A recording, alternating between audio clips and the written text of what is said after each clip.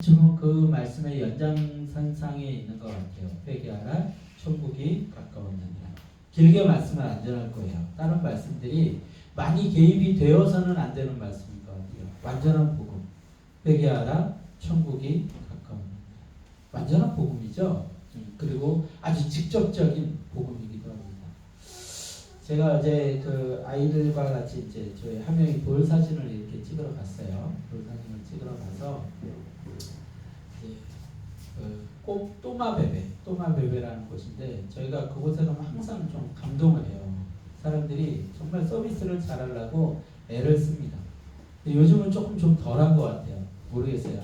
이 처음에 갔을 때 그 서비스를 받고서 감동했던 그 감동이 줄어들어서 그런 건지 그쪽 서비스가 좀 약해진 건지 그건 모르겠는데 근데 좀 덜한 것 같아요.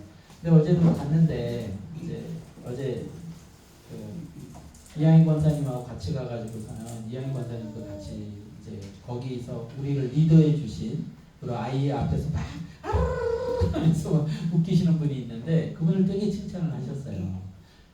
참 밝고 참 열심히 잘한다. 근데 제가 딱 처음 들어가서 하명이를 안고 들어갔거든요.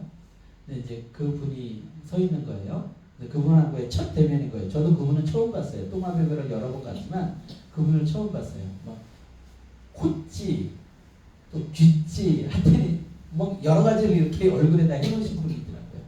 그래서 저한테 그러는 거예요. 아버님 혼자 오셨어요? 그러는 거예요.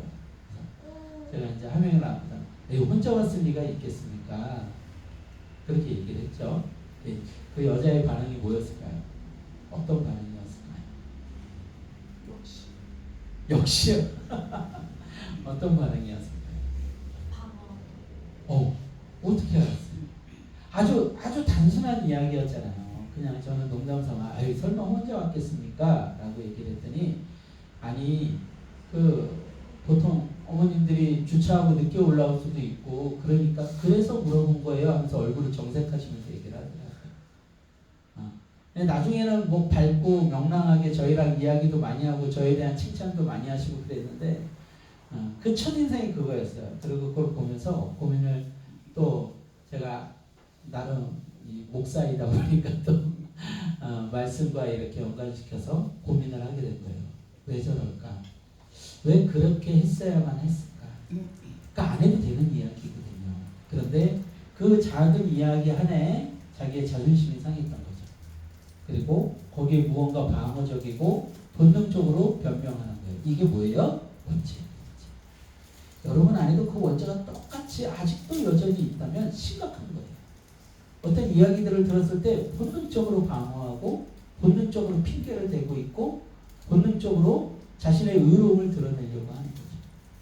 나쁜 사람이 아니에요. 밝고 명랑해요. 그리고 우리한테 되게 친절했어요. 근데 그 순간 그게 본능적으로 드러나는 거예요. 누가 그랬어요? 아담과 하와가 그랬어요.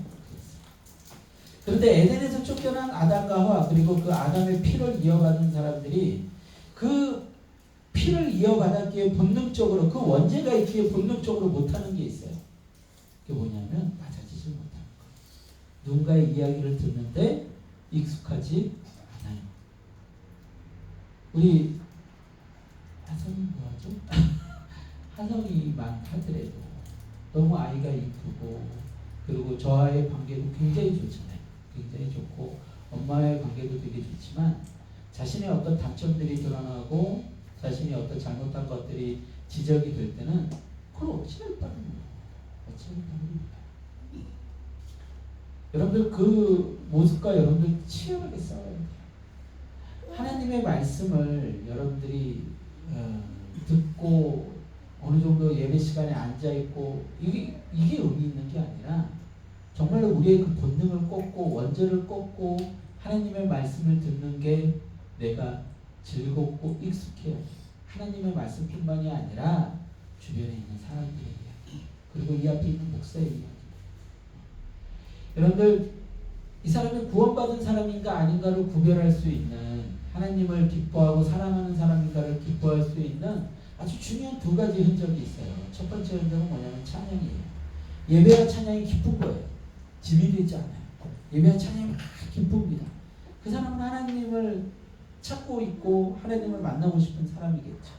두 번째는 앞에서 전해지는 이 목사의 말씀을 판단하지 않고 비평하지 않고 공격하지 않는 마음을 가진 사람이에요.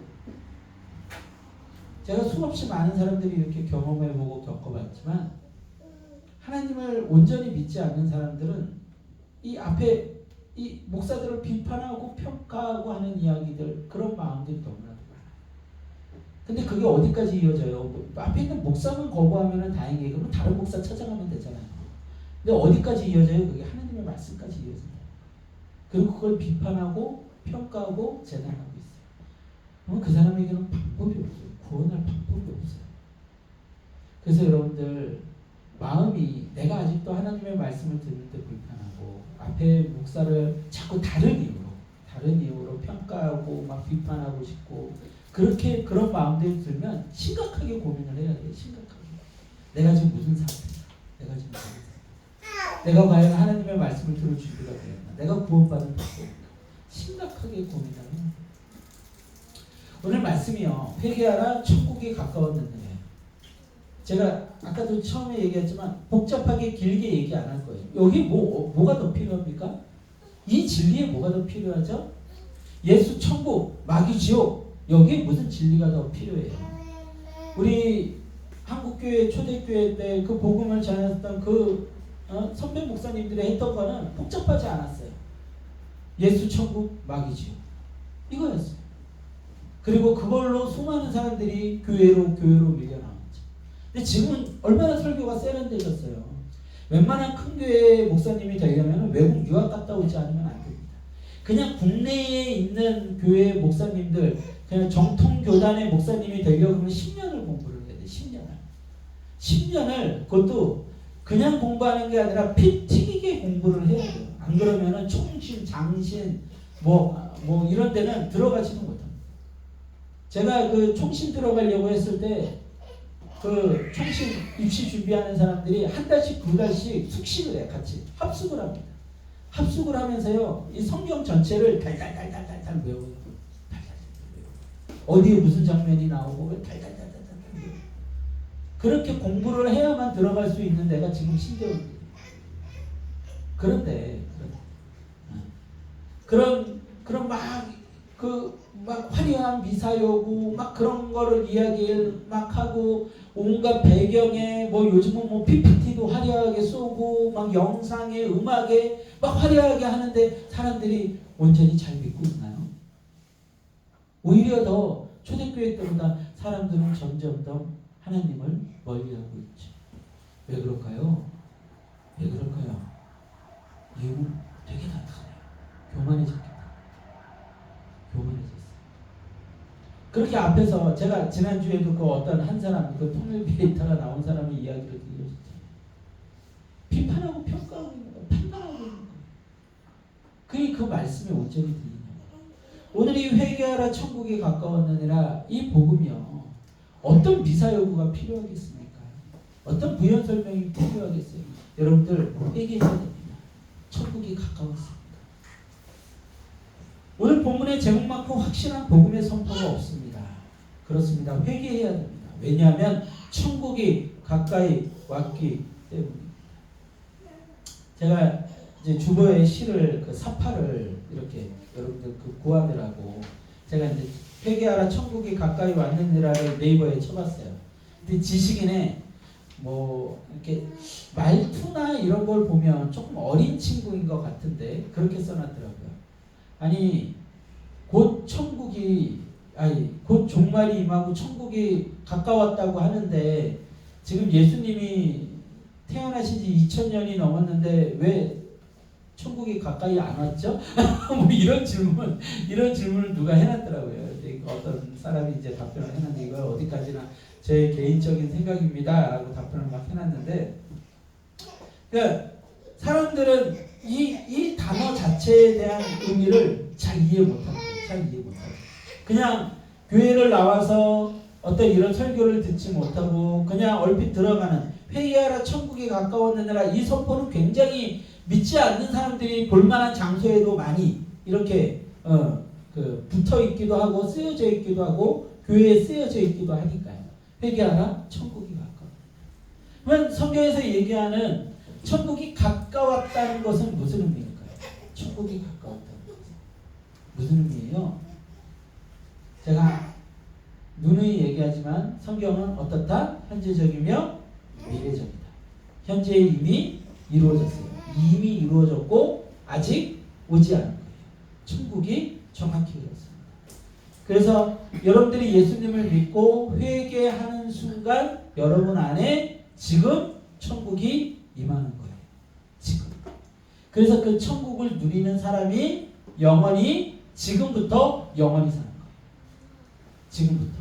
예수님을 믿는 자에게 뭐가 없다고요? 사망이 없습니다. 이미 죽었던 자들이었어요. 죽었던 자들이 예수님을 믿고 회개하고 믿음으로 말미암아 어떻게 돼요? 거듭나서 사는 거예요. 다시 사는 거예요. 다시 산 자는 죽지 않아요. 죽지 않아요. 그때부터 영원히 우리는 천국에서 살아가는 거예요. 이미 내가 살아가는 그 현장이 천국이 되는 거예요. 예수님과 동행하는 그곳이 예수님의 통치를 받는 그곳이 천국이 되는 거예요. 이미 우리는 예수님의 통치를 받는다면 우리는 천국을 경험하고 있는 거예요. 완전한 천국은 아니겠지만 오늘 아침에도 이렇게 오는데 비가 확 내리는 거예요. 가을이 너무 이쁘지 않나요? 막 갑자기 제가 또 이 감성이 폭발해서 속으로 시를 썼어요. 속으로. 아, 누군가는 이렇게 시를 쓰고 있지 않을까? 비야 비야 멈춰다오.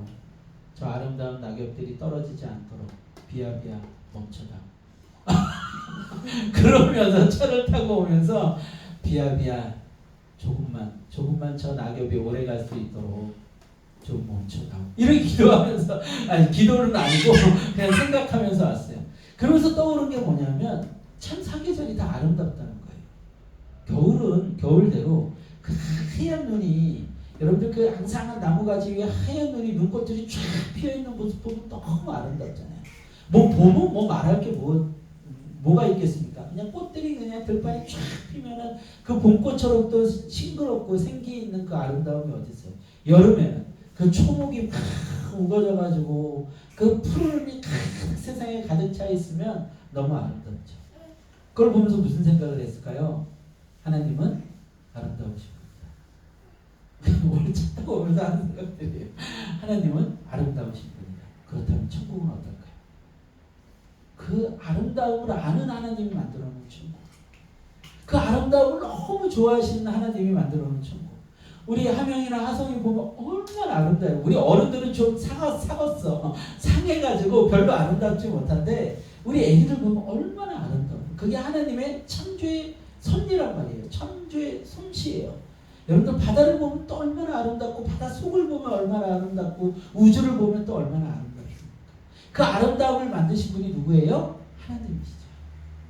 그 하나님이 천국을 만들어 놓으신 거예요. 그 하나님이 우리 삶에 천국을 주신대요. 이미 주셨대요. 예수님을 믿는 자들에게. 그래서 우리가 살아가는 그 삶의 환경이 천국이 되는 게 맞아요. 근데 내가 아직도 살아가는 환경이 천국이 되지 못하고 맨날 분쟁하고 싸우고 있어요. 그 안에 예수님이 있어요? 없어요? 없다니까요. 교회에 나오면서 집사님들, 권사님들, 장로님들 부부가 맨날 나오면서 싸우면서 나오는 사람들 많아요. 아침부터 남편은 아내에게 빨리 준비 좀 해, 늦었잖아. 진짜. 그리고 아내는 당신이 좀 돕든가 그렇게 얘기하고 뭐 그러다가 막 싸우는 거예요. 막 분쟁이야. 자식한테는 너 교회 안 가? 그러면 나 오늘 학원 가야 돼.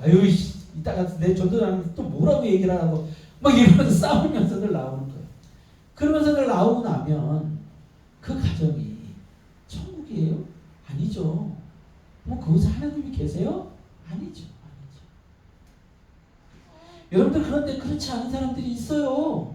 여러분들 그런 삶을 경험 못 해보셨나요?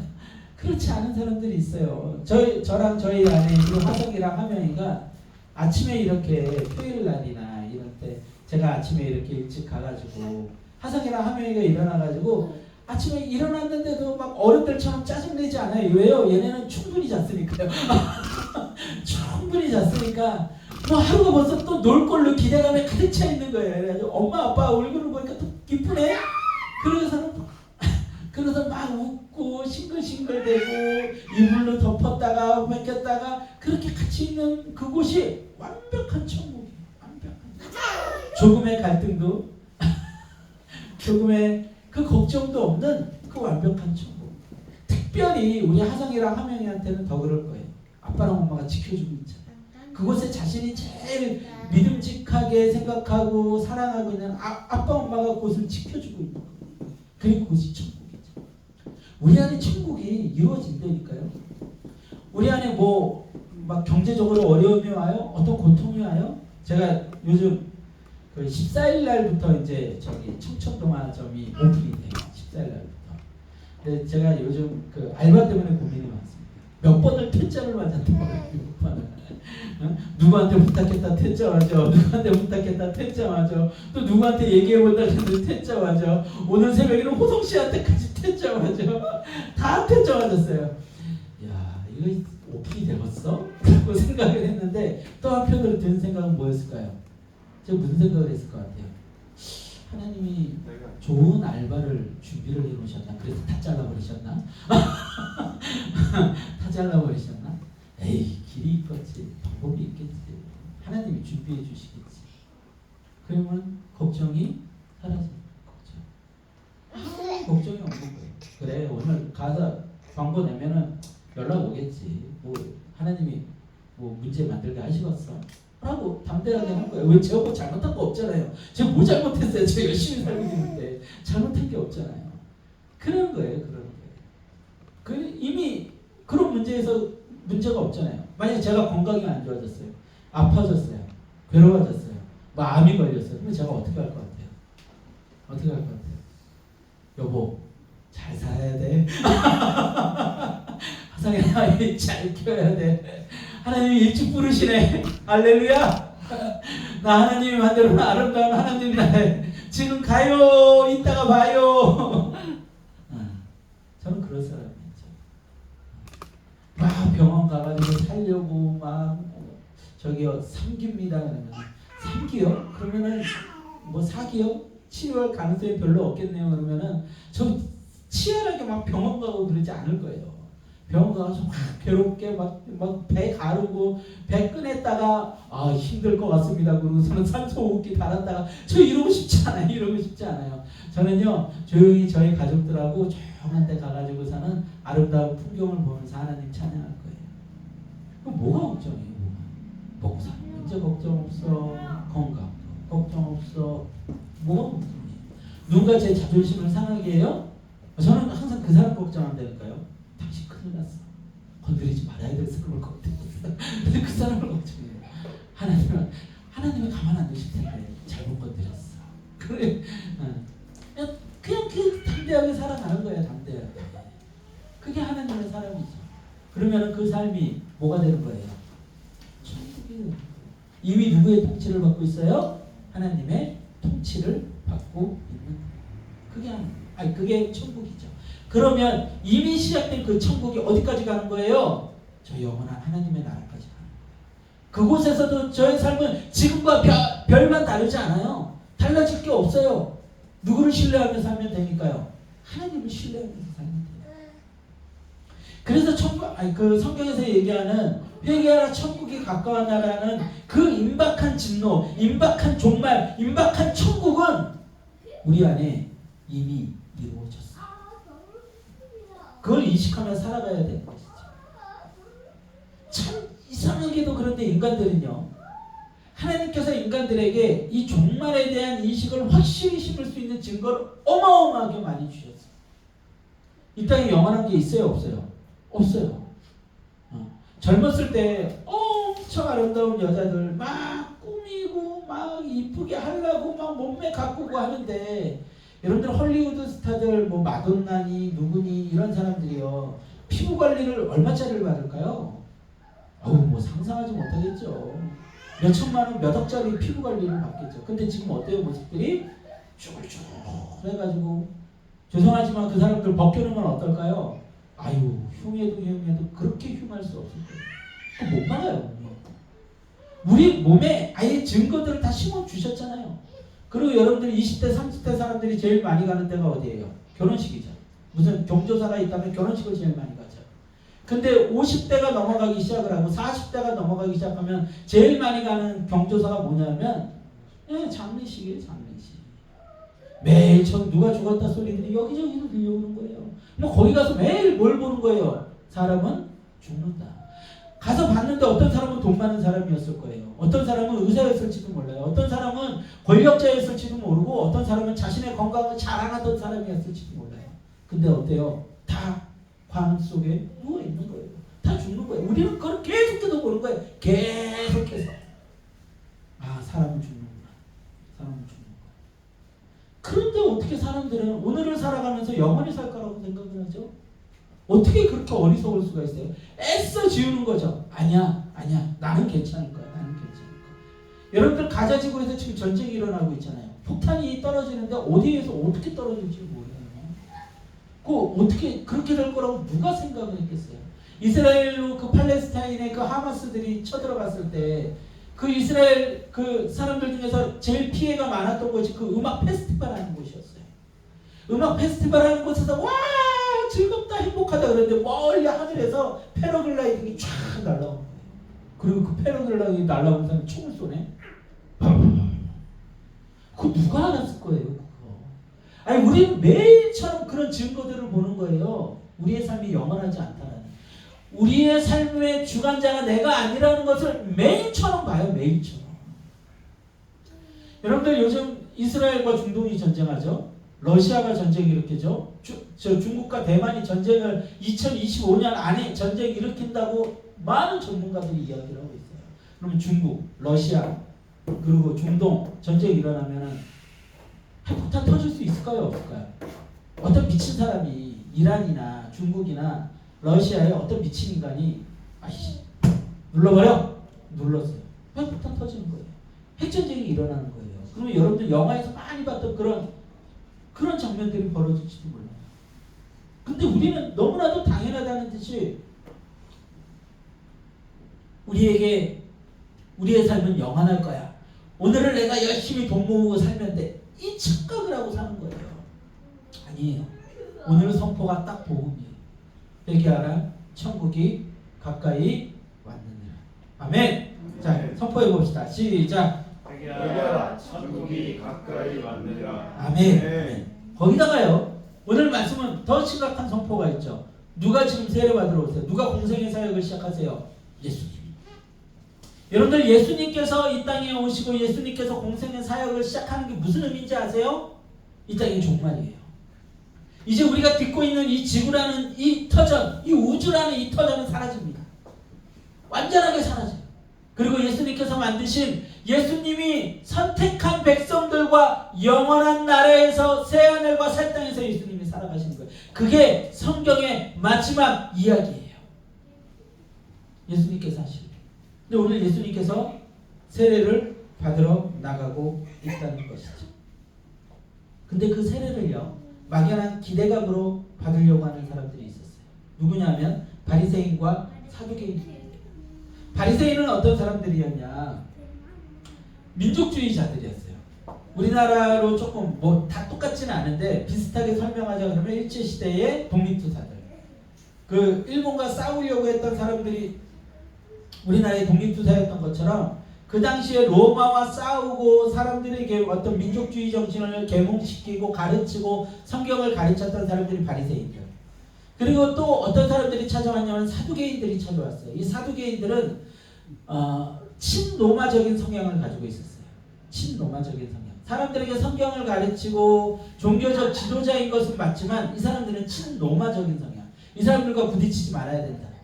그래서 로마에 빌붙어 있어서 사람들에게 야 로마에 저항하지 말아라 라고 얘기했던 사람들이 사두개인. 근데 그 바리새인과 사두개인들이 공통점이 있었어요. 뭐였을까요? 공통점은 욕심과 욕망이 있었다는 거예요. 그들이 정말로 사람들을 위해서 그랬던 것이 아니라 욕심과 욕망 때문에 사람들 앞에서 자신들이 종교 지도자인 척했고 민족주의자인 척했고 로마에 빌붙어 있었다는 것이죠. 그래서 예수님과 사도 요한은 세례 요한은 이들을 정확하게 꿰뚫어 보고 있었어요. 그리고 이들에게 또 한 가지 소망이 있었어요. 이 땅에서 잘 먹고 잘 사는 것. 이 땅에서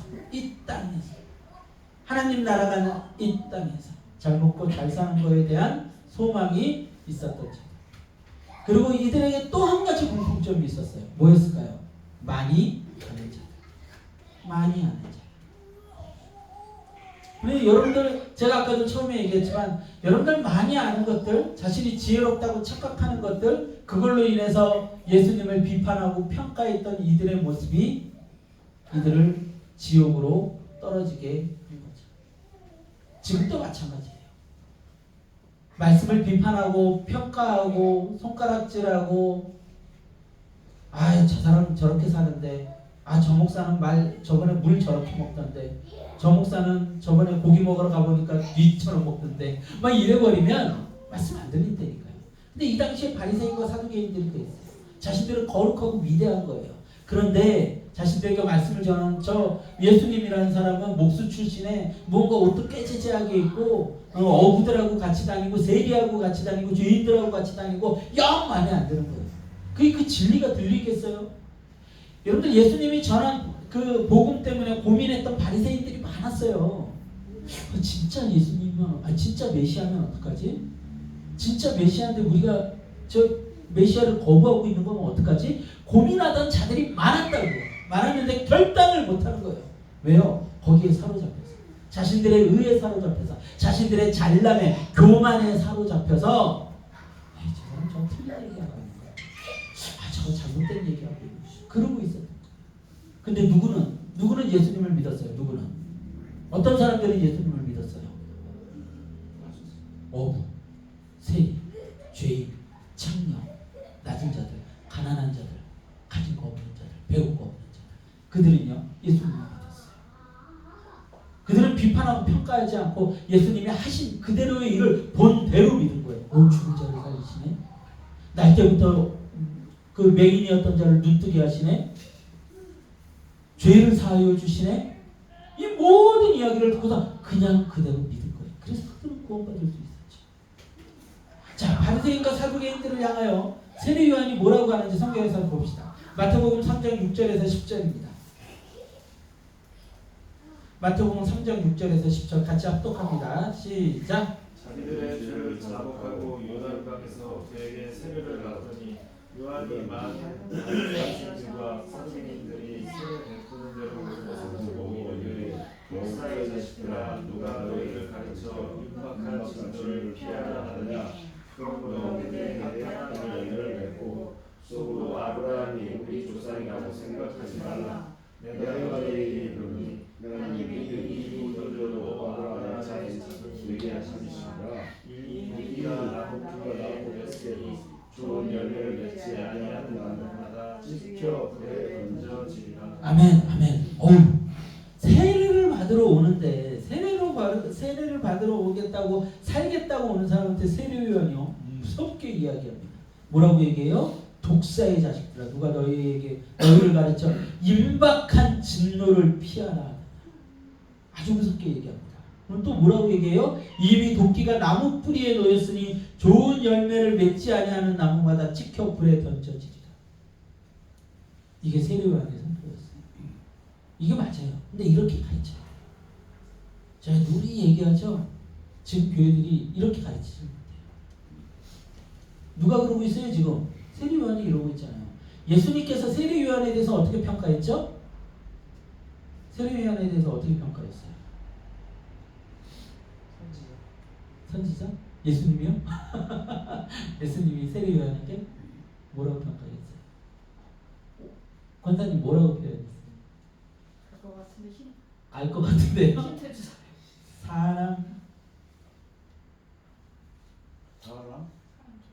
사람 중에 이보다 나은 자가 없다고 했어요. 사람 중에. 그만큼 세례 요한을 높이 평가해요. 엄청 사람 좋다. 예수님이 세례 요한한테 사람 좋아 그랬어요. 참 깨끗하죠. 이 머릿속이 깨끗하셔가지고 그래요. 우리 그 예동이는 참 순실한 아이가 그래. 뭔 얘기 하려다가 예수님께서 세례 요한에게 뭐라고 얘기했냐면 사람 중에 이보다 뛰어난 자가 없다고 그랬어요. 그만큼 예수님이 뛰어나게 평가했던 사람이 누구냐면 뛰어나게 평가한 선지자가 누구냐면 바로 세례 요한이에요. 그런데 그 세례 요한이 지금 어떻게 가르치고 있어요? 사람들에게 어떻게 가르치고 있어요? 이 독서의 자식. 누가 임박한 진노를 피하는 거야. 도끼가 이미 나무 뿌리에 놓였으니까 이제 곧 너희들에게 그런 재앙이 임할 것이다. 이렇게 복음을 전했던 사람들이요. 그 청교도들이었어요. 이 땅에 부흥을 이끌었던 목사님들이 그렇게 이끌었어요. 조나단 에드워즈 목사님이 그랬고요. 수많은 우리나라의 초대교회 목사님들이 그랬어요. 여러분들 죄인이야! 죄 지면 죽어! 여러분들 지옥 가! 이렇게 얘기했다. 예수 천국! 막이시오! 이렇게 선포했다. 근데 지금은 교회에서 막 달래는 거예요. 달래는 거예요. 막 애지중지하는 거예요. 아, 성도님 부목사들 쫙 넣어가지고 사는 신방 가게 하고 신방 가가지고 누가 섭섭하대요. 누가 어쨌대요. 그러면 들어주고 와. 제가 그랬거든요. 부목사들 맨날 가가지고 사람들 위로하고 사람들 이야기. 아니야. 지금 세례요한의 가르침이 우리한테 가르쳐주고 있잖아요. 예수님의 가르침이 우리한테 가르쳐주고 있어요. 예수님이 성전에 들어가서 어떻게 하셨다고요? 성전 기물을 다 뒤집어 엎으셨어요. 그리고 여기는 기도하는 집이다. 너희 지금 뭐하고 있는 거야? 그리고 바리새인들에게 이 독서의 자식라고 이야기를 했단 말이야. 너희들이 너희만 죽는 게 아니라 사람들이 지옥으로 끌고 가고 있다. 이렇게 예수님께서는 가르치죠. 그런데 그 모습들이 너무나도 우리 안에 많이 사라지니까 우리가 잘난지 알고 살아간다고요. 아니요. 우리가 해야 될 것은 회개예요. 우리가 해야 될 것은 치열한 죄와의 전쟁이에요. 그러지 않으면 죽으니까. 그러지 않으면 죽으니까. 여러분들 오늘 이 말씀 속에서도 지금 이 바리새인과 사두개인들을 향해서 세례 요한이요 치열하게 전쟁을 하고 있습니다. 그런데 지금 세례 요한이 한 얘기 중에서 어떤 이야기가 하냐면 그들이 아브라함의 자손이라 여기면서 속으로 아브라함의 자손이라 여기면서 나왔다는 거예요. 근데 그게 하나님 앞에 통했어요? 안 통했어요? 안 통했다니까.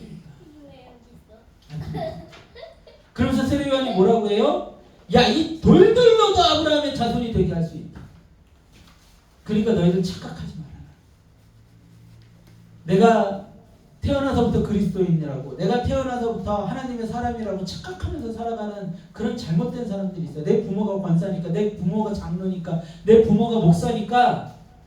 아니요, 그렇지 않다니까요. 오늘 성경에서 뭐가 딱 그것을 가르치잖아요. 그걸로 안 된다는 거예요. 뭐가 있어야 된다는 거예요? 철저한 회개, 철저한 믿음이 있어야 된다는 거예요. 그런데 그 바리새인과 사두개인들에겐 그것이 없었고요. 자기 합리화만 있었어요. 우리는 선민이야. 우리는 아브라함의 혈통을 받은 사람이에요. 그런 자기 합리화, 포장만이 있었다는 것이죠.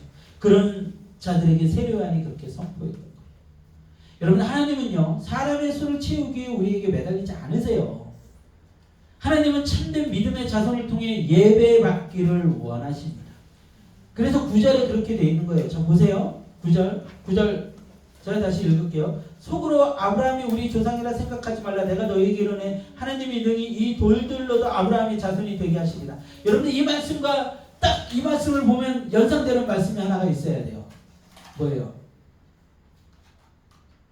이 돌들로도 아브라함의 자손이 되게 하시리라. 돌들로도 찬양하게 하게 하실 수 있다. 그 말씀이 성경 속에 등장하잖아요. 뭐예요? 아브라함의 자손을 통해서 하나님은 찬양받기 원하시지만 그 찬양을요 억지로 구걸하지 않으신다는 거예요. 이 자연 만물을 통해서 하나님은 찬양받으실 수 있어요. 또 다른 존재들도 하나님께서는 창조하실 수 있어요. 그런데 왜 저에게 집착하시느냐? 왜 여러분에게 집착하시느냐? 하나님은 거의 집착하시거든요. 집착해요. 왜 집착해요? 왜 집착할까요? 사랑하시니까. 사랑하니까. 아니, 왜 고민을 해요, 그거를. 집착을 왜 해요? 사랑하니까 하지. 사랑하니까 질투도 하고요. 우리 하성이가 딴 데 가가지고 아버지 거부하고 아버지 부정하고 딴 데 가가지고 저희 나쁜 친구들하고 놀고 오토바이 타고 다니고 그러면 제가 몰래 가가지고 훔쳐보고 있겠죠. 네? 집착하는 거죠. 제가 어디 나이트클럽에 가요. 그럼 그 나이트클럽 앞에서 눈물 질질 짜면서 왜 저러지? 좀 좋은 거 있겠죠. 집착하는 거예요, 집착.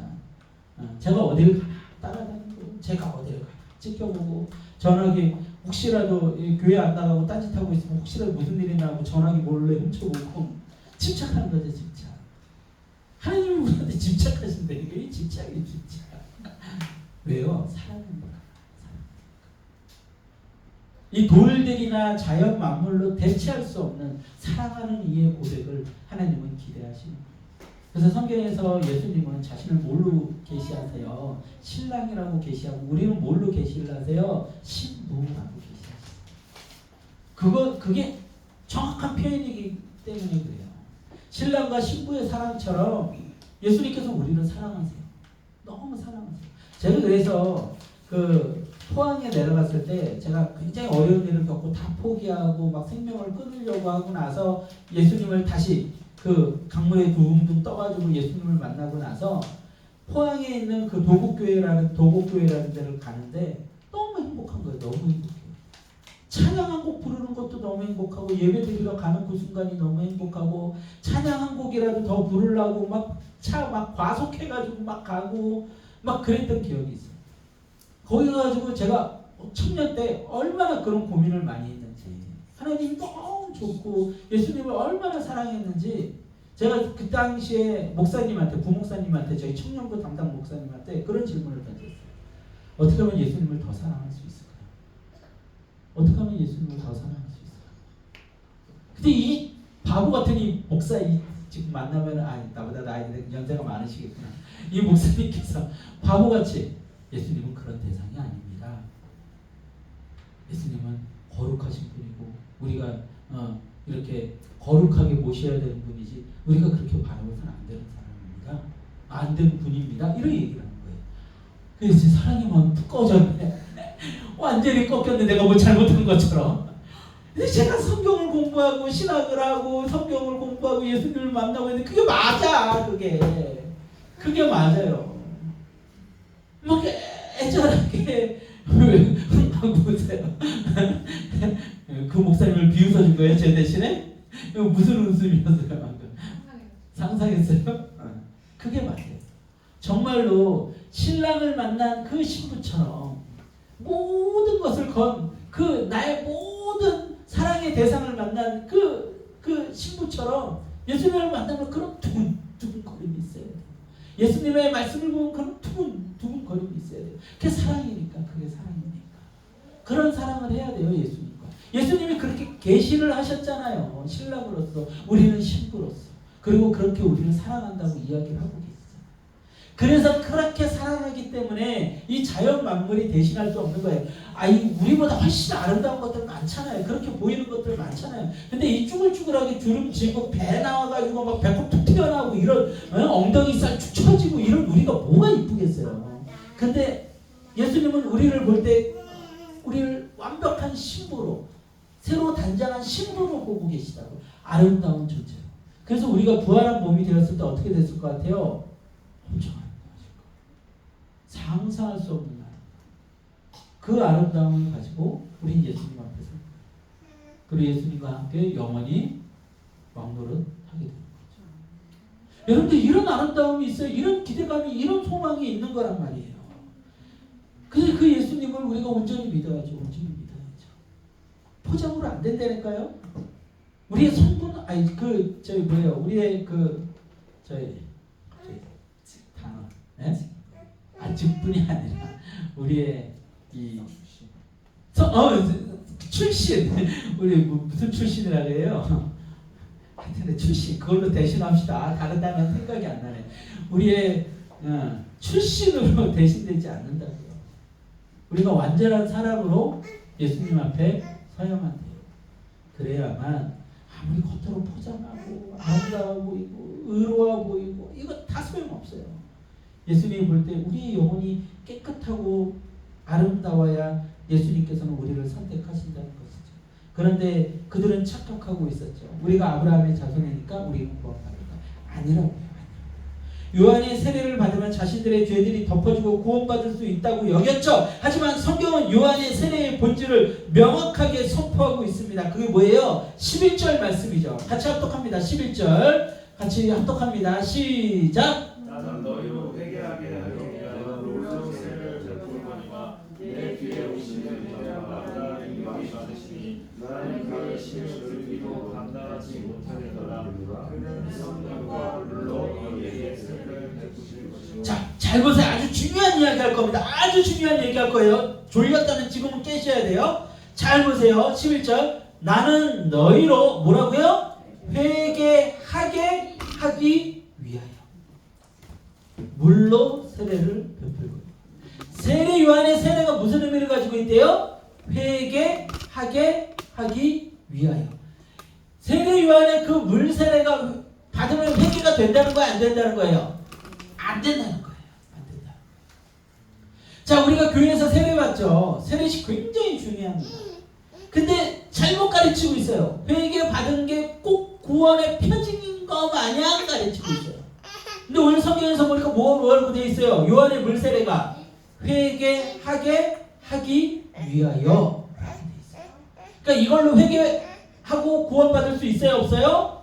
없어요. 없어요. 누구의 세례를 받아야 돼요? 예수님의 세례. 예수님이 하시는 11절 후반에 나온 성령과 불의 세례. 성령과 불의 세례는 무슨 세례예요? 내가 죽고 다시 사는 세례. 그래서 침례교에서는 그렇게 얘기를 하죠. 침례교에서는 완전히 물속에 들어갑니다. 하얀색 가운을 입고서 물속에 들어가요. 물속에 들어갔다 나오게 합니다. 그러면 그가 들어갈 때는 과거의 옛 자아가 죽고 나올 때 새로운 자아가 산다는 거예요. 거기에 의미를 굉장히 부여해요. 이 정도 세례는 줘야지. 이게 진짜 세례지 않아? 그러면서 그 세례의 중요성을 강조를 하면서 만들어진 게 침례교예요. 그래서 침례교는 굉장히 보수적입니다. 그런데 오늘 성경에 뭐라고 돼 있어요? 회개하게 하기 위하여. 여기다 물 세례를 주든 침례처럼 담갔다 빼든 물에서 한 3일 동안 담갔다 빼든 그 세례는 다 어떤 거예요? 다 똑같은 세례예요. 우리가 세례를 받는 때 무슨 생각을 하면 되는 거예요? 그 세례가 갖는 의미가 뭐예요? 그게 구원의 표징이 아니라고요. 그 세례를 받았다고 구원받는 게 아니에요. 그래서 천주교에서는 죽기 전에 사람한테 어떻게든 세례를 주려고 해요. 심지어는 물이 없으면 침으로 줍니다. 그 친구가 없으면 다른 사람이 주기도 해요. 그래야만 산다고 생각을 하는 거예요. 아니라고요. 아니라고요. 그 세례가 그 사람의 구원을 보장하는 게 아니라고요. 세례는 우리가 세례를 받는 순간 뭘 생각나게 하는 거예요? 이제 내가 예수님을 믿는 사람이니까 예수님 말씀대로 살기 위하여 죄도 짓지 않고 말씀도 보고 내가 예수님을 온전히 믿어야 되겠구나 라는 생각을 우리에게 확인시켜주는 거예요. 그거 이상의 의미 없습니다. 군대 가가지고 막 단체로 세례 주잖아요. 그거 뭐 세례 받고 나면은 이렇게 초콜릿이랑 이렇게 음료수 주면서 단체로 수백 명씩 막 세례 주는 막 이렇게 목사님이 딱 세워 앉혀놓고서는 고개 숙여 치고 지나가요. 세례 완전 그 무슨 의미가 있어요? 그거는 제가 얘기했던 그 의미조차도 없어요. 세례식은 거룩하게 행해야 됩니다. 그리고 아주 가치 있게 행해야 돼요.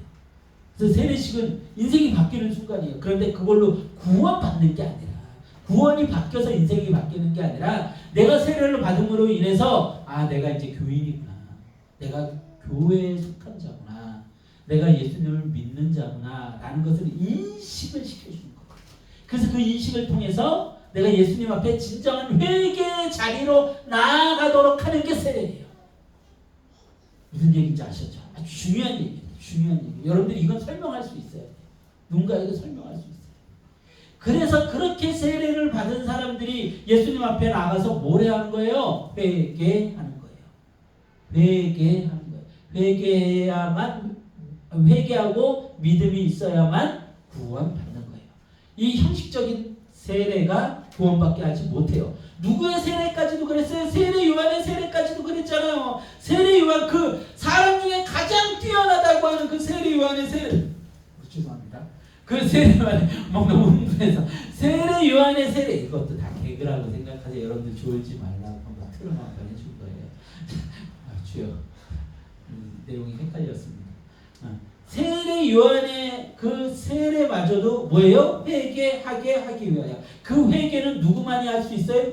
누구만이 하게 하실 수 있어요? 예수님만이, 성령님만이. 그래서 마지막에 11절 후반부에 성령과 불로 너희에게 세례를 베푸실 것이요. 누가? 그가, 예수님께서. 이 얘기를 하죠. 그래서 성령과 불로 우리가 회개해서 거듭나지 않으면 구원받을 수 없다. 그래서 바리새인과 사두개인들에게 그렇게 세례 요한이 독하게 이야기한 거예요. 너희들 이렇게 세례 받으러 나오는데 이거 세례 받는다고 너희 구원받는 거 아니야. 너희들이 구원받으려면 예수님을 만나야 돼. 예수님을 믿어야 되는데 바리새인과 사두개인들은 예수님을 잡아 죽였죠. 똑같은 거예요. 지금도 예수님을 여러분들의 삶 속에서 잡아 죽이는 사람들이 있어요. 예수님 거부하고 자신은 왕이 되려고. 그 사람들은 누구의 자식이에요? 독사의 자식입니다. 사탄의 모든 그 열망은 어디에 있었어요? 예수님을 죽이는 데 있었어요. 예수님을 죽였는데 성공했어요? 실패했어요? 실패했죠. 예수님이 부활해버리고 예수님이 이겨버리시고 그래서 사탄의 머리가 깨져버린 거죠. 자, 그 얘기는 이제 뭐 다음에 또 기회가 되면 또 하기로 하고요. 오늘 이 이야기 굉장히 중요합니다. 세례하게 하기 위하여 세례 요한은 세례를 준 거고 예수님의 성령과 불로 내가 태워지고 내가 죽는 그 예수님의 보혈의 세례만이 천국에 이룰 수가 있는 것이죠. 성경은 이 메시지를 아주 단호하고 명확하게 정리하고 있습니다. 12절 말씀 같이 합독합니다. 12절 같이 합독합니다. 시작. 손에 키를 들고 자기의 타잔마를 정하게 하사 알고 온도와 그걸되고 쪽정이는 꺼지지 않는 물에 태우시리라. 아멘, 아멘. 자, 예수님께서 어떻게 하신다고요? 쭉정이와 가라지를 구분하신다는 거예요. 그래서 그 알곡은 그 쭉정이와 알곡을 구분하신다는 거예요. 그래서 알곡은 하나님의 창고에 드리고 가라지는 다 버리신다는 것이죠. 태워 버리신다는 것이죠. 여러분들 쭉정이는 모두 바람에 날려가게 될 것입니다. 참된 회개, 참된 믿음만이 그것이 그 삶의 성령의 열매로 맺어지는 인생이 진짜 아브라함의 자손이요 참된 그리스도인인 것입니다. 여러분들 성경의 선포 앞에 겸손히 엎드려야 됩니다. 천국의 문제예요. 영혼의 문제고 영혼의 문제예요. 대체할 수 있는 게 없어요. 다른 대안이 없어요. 뭘로 대체할 거죠? 여러분의 영혼의 문제, 천국의 문제, 그리고 그 생명의 문제, 영혼의 문제 뭘로 대체할 거예요? 돈으로 대체 안 돼요. 절대 대체 안 되잖아요. 여러분들 그 요즘 제일 우리나라를 뜨겁게 하고 있는 그 이상한 사건, 전총조 사건. 남현희 씨가 벤틀리 3억짜리 차를 받았대요. 근데 지금 세상에서 가장 괴로운 사람은 누굴까요? 남현희 씨일 거예요. 그러고서는 검찰한테 그 벤틀리 가져가라고 그랬죠. 3억짜리 차. 나 이거 내 거 아니니까 가져가세요. 나 사기로 그 사람이 번 돈으로 이거 받았으니까 나 이거 받을 수 없어요. 가져가세요. 그 벤틀리 받았을 때 얼마나 사람들한테 자랑하느라고 막 인스타그램에 올리고 이게 3억짜리 벤틀리야. 누가 나한테 선물해줬어. 내 남자친구, 내 결혼한 사람 전총조가 선물해줬어. 얼마나 자랑을 했겠어요. 그게 대안이 돼요? 대안이 됩니까? 지금 누구보다도 죽고 싶을 거예요. 저는 그런 기사들 나올 때마다 불안한 게 이 사람 자살하면 어떡하나. 사람들 온갖 얘기 너 뭐 어쩌고저쩌고 하면서 막 사람들 비수를 치르는 이야기를 막 쏟아냈잖아요. 그래서 자살하게 만들잖아요. 자살하게 만들죠. 돈이 대안이 돼요? 안 된다니까요. 그럼 뭐가 대안이 될 수가 있어요? 뭐가? 아무것도 대안이 될 수 있는 게 없어요. 다시 한번 얘기합니다. 천국의 문제고 영혼의 문제고 영혼의 문제예요. 그렇다면 이제 하나님의 말씀을 온전히 듣고 회개하라. 천국이 가까웠느니라. 이 말씀을 듣고 이제 내가 어떤 삶의 모습으로 살아갈지 내 삶에 내가 어떻게 들여다보고 어떻게 회개할 것인지 여러분들이 고민할 수 있었으면 좋겠어요. 누군가를 비판하고 판단하고 평가하는 것이 아니라 자신의 의로움으로 가득 차 있는 것이 아니라 겸손하게 낮아지고 그 원죄를 멀리하고 예수님 편에 서서 예수님 말씀을 듣고 신랑 되신 예수님과 함께 영원한 나라에 들어가서 행복하게 살아요. 여러분들이 뵐 수 있기를